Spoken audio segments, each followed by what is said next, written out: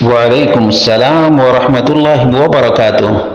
اللہ رب العالمین خیر و عافیت میں رکھے اور مزید دعوت کی فکر رکھنے کی توفیق عطا فرمائے۔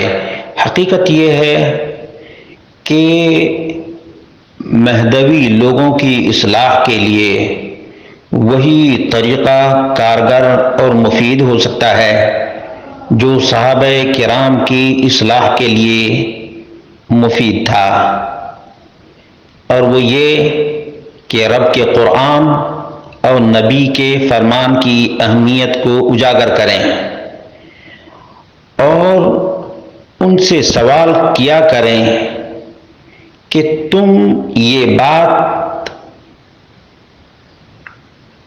اپنی مہدی کے بارے میں کہہ رہے ہو، اس کی دلیل کیا ہے؟ ظاہر سی بات ہے اٹکل پچو کے علاوہ کوئی دلیل ان کے پاس نہیں ہے۔ یہاں تک کہ مہدوی لوگوں کی کتابوں میں بھی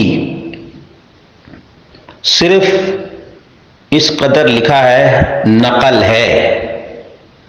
کہاں سے نقل ہے؟ کس نے بتایا ہے؟ کیا جبریل نے بتایا ہے؟ کس نے بتایا آخر؟ محمد جون پوری کو کس نے بتایا آخر کہ تم مہدی ہو؟ بغیر کسی دلیل کے کسی کو بھی کچھ مان لینا یہ بڑی حماقت ہے۔ امام شافعی رحمہ اللہ نے کہا لو رأيتم الرجل يمشي على الماء ويطير في الهواء فلا تغتروا به حتى تعرضوا امره على الكتاب والسنہ۔ امام شافعی نے کہا لوگو،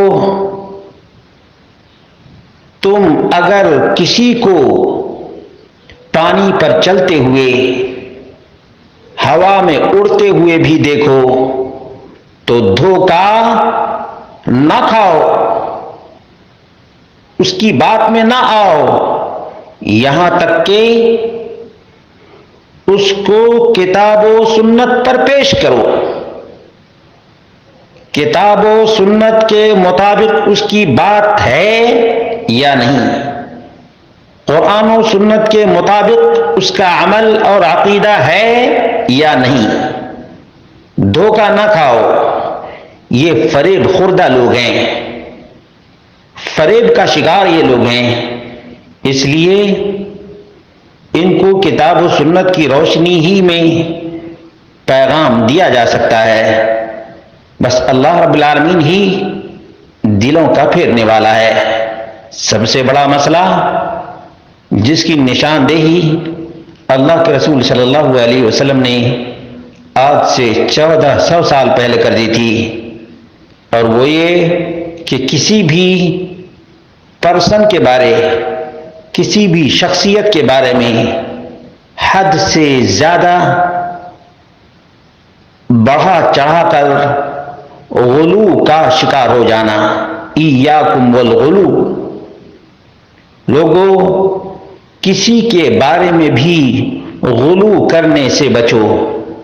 یہ لوگ جون پوری کو اتنا اونچا اٹھا دیے کہ گویا قرآن کو بھی پس پشت ڈال دیا، سنت کو بھی پس پشت ڈال دیا، اور جون پوری کی بے ثبوت باتوں کو لے کر آج اچھلتے ہیں اور کودتے بھی ہیں۔